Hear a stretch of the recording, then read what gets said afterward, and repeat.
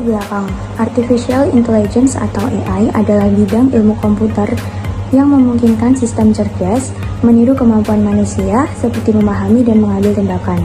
Dalam bidang kesehatan, AI telah berkembang pesat, memungkinkan pemrosesan data kompleks, pengambilan keputusan berbasis algoritma, dan otomatisasi tugas yang sebelumnya memerlukan campur tangan manusia. Contohnya adalah diagnosis penyakit, analisis citra medis, dan personalisasi pengobatan.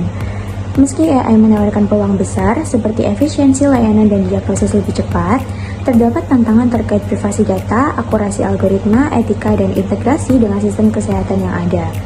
Dengan optimasi yang tepat, AI diharapkan mampu mendorong inovasi berkelanjutan dalam layanan kesehatan. Kita akan menjawab beberapa pertanyaan utama terkait kecerdasan buatan. Apa sih kecerdasan buatan itu? Kecerdasan buatan atau AI adalah bidang ilmu komputer yang menciptakan sistem untuk melakukan tugas yang memerlukan kecerdasan manusia, seperti pemecahan masalah dan pengambilan keputusan. AI sendiri dibagi menjadi 4, yaitu AI sistem lemah, AI sistem kuat, AI sistem terbatas, dan AI umum. AI lemah yaitu sistem untuk tugas spesifik, semisal asisten virtual. AI kuat yaitu sistem yang mirip dengan kecerdasan manusia. AI terbatas yaitu AI untuk aplikasi tertentu pada deteksi fraud. AI umum yaitu AI yang bisa mengerjakan berbagai tugas intelektual. AI sendiri juga dibagi menjadi beberapa jenis, meliputi rule basic AI, machine learning, dan deep learning. Rule basic AI adalah AI yang digunakan berdasarkan aturan yang sudah diprogram. Machine learning yaitu AI sistem yang belajar dari data. Deep learning yaitu AI yang digunakan untuk pembelajaran dalam jaringan saraf tiruan.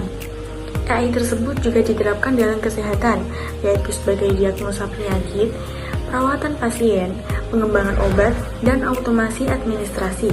Tujuan dari pembahasan ini adalah memahami definisi kecerdasan buatan, menjelaskan kategori kecerdasan buatan, mengenal jenis-jenis kecerdasan buatan, dan menjelaskan penerapan AI dalam bidang kesehatan.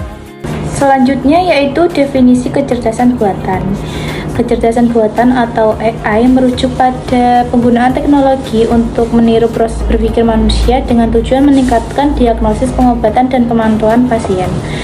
Kecerdasan buatan dalam sistem kesehatan modern juga memanfaatkan algoritma dan perangkat lunak untuk memperkirakan pengetahuan manusia saat menganalisis informasi kompleks yang terhubung ke layanan kesehatan. Bidang medis adalah bidang utama investasi dalam AI seperti produk, layanan, dan proses medis yang cerdas telah dikembangkan oleh perusahaan seperti IBM, Google, Apple, dan banyak lainnya. Teknologi ini memungkinkan untuk mengajar komputer untuk melakukan tugas-tugas tertentu dengan mengolah data dalam jumlah besar dan mengidentifikasi pola. Kategori kecerdasan buatan. Kecerdasan buatan memiliki 3 kategori, yaitu yang pertama, kecerdasan buatan sempit atau ANI. ANI adalah kemampuan komputer untuk satu tugas dengan sangat baik seperti bermain catur. ANI dianggap sebagai bentuk AI yang lemah karena programnya terbatas untuk melakukan satu tugas. Selanjutnya yaitu kecerdasan umum buatan atau AGI. AGI representasi kemampuan kognitif manusia yang digeneralisasikan dalam perangkat lunak, sehingga ketika dihadapkan dengan tugas yang tidak dikenal, sistem AGI dapat menemukan solusinya. Tujuan dari sistem AGI adalah untuk melakukan tugas apapun yang dapat dilakukan oleh manusia. Yang terakhir, kecerdasan buatan super atau ASI. Kecerdasan buatan super atau ASI adalah sistem kecerdasan buatan berbasis perangkat lunak hipotetis dengan cakupan intelektual di luar kecerdasan manusia. Pada perangkat paling mendasar, AI super intelligent ini memiliki fungsi kognitif, mutakhir, dan keterampilan berpikir yang sangat berkembang, lebih maju dari manusia manapun. 3. Jenis kecerdasan buatan.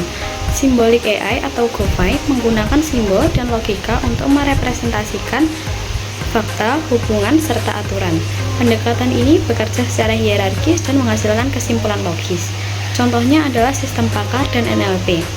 Kedua, ada Neural AI. Neural AI terinspirasi dari cara kerja otak dengan jaringan saraf buatan. Bekerja secara bottom up, dilatih dengan data dan unggul dalam pengenalan gambar, NLP, serta analisis data besar. Yang ketiga ada jaringan neural. Terdiri dari lapisan masukan, tersembunyi, dan keluaran yang terhubung untuk memproses data secara efisien. Fleksibel untuk berbagai tugas seperti klasifikasi dan pengambilan keputusan.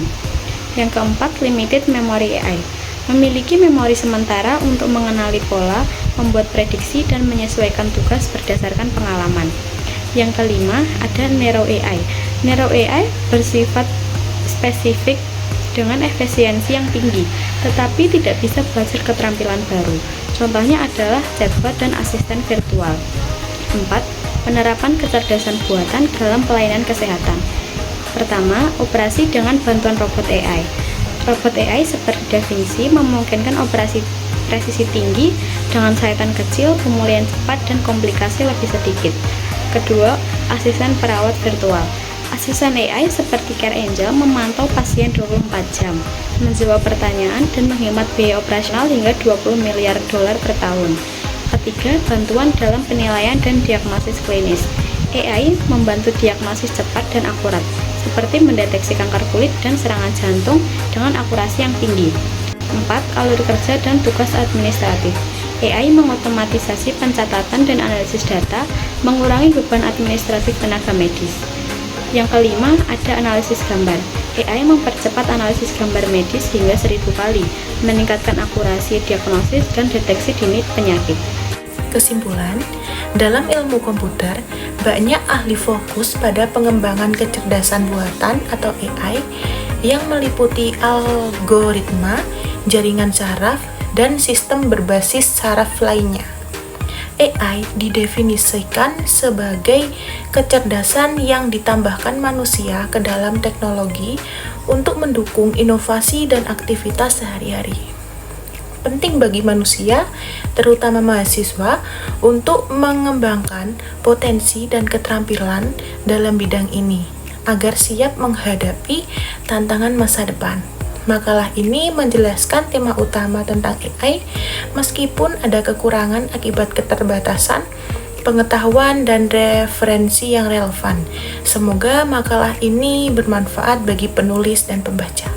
Saran, kami berpendapat kecerdasan buatan penting untuk menyelesaikan masalah dan diharapkan dapat berkembang secara etis dan bertanggung jawab dalam penggunaannya.